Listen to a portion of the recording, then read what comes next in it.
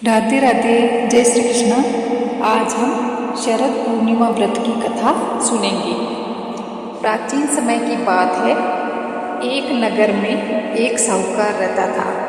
उसकी दो बेटियां थीं जिनकी धर्म कर्म में बहुत रुचि थी। अपनी इस रुचि के चलते वे दोनों पूरी श्रद्धा से पूर्णिमा व्रत किया करती थी। बस उन दोनों की आराधना में अंतर केवल इतना था कि बड़ी बहन अपना व्रत संपूर्ण करती थी और छोटी बहन व्रत को हमेशा अधूरा छोड़ देती थी। इस प्रकार कई वर्ष बीत गए और दोनों बहनों का विवाह हो गया।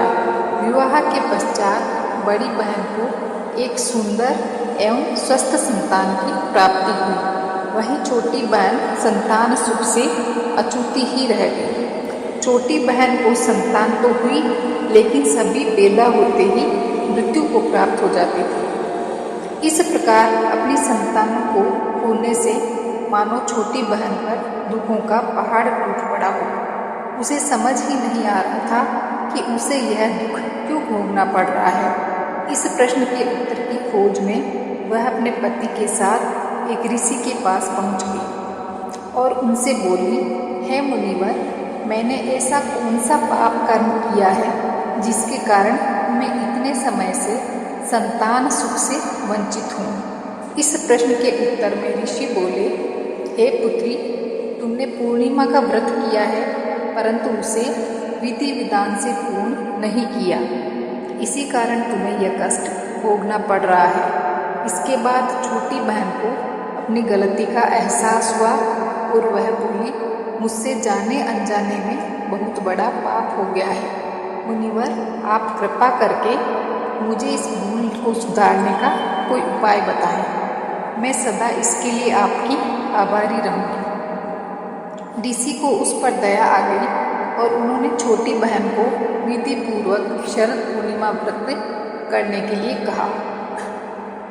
इस व्रत के पुण्य फल से ही उसे उसके कष्टों से मुक्ति मिल सकती है। छोटी बहन ने आखिरकार शरद पूर्णिमा का व्रत विधि विधान से पूर्ण किया और इसके परिणाम स्वरूप उसे एक पुत्र रत्न की प्राप्ति हुई। लेकिन भाग्य का खेल देखिए, यह संतान भी ज़्यादा दिनों तक जीवित नहीं रह पाई।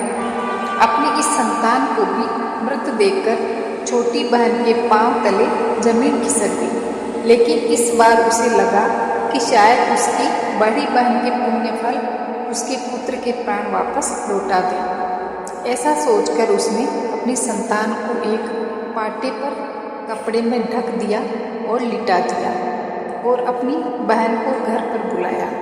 जब बड़ी बहन घर पर आई तो उसने अपनी बहन को बोला कि आप इस पाटे पर बैठ जाओ। जैसे ही वह बैठने लगी, उसके पल्लू के स्पर्श से वो बच्चा रोने लगा। उस नन्हे से बच्चे को रोता देख बड़ी बहन क्रोधित हो गई और गुस्से में बोली, तुम यह मुझसे कैसा पाप करवाने जा रही थी?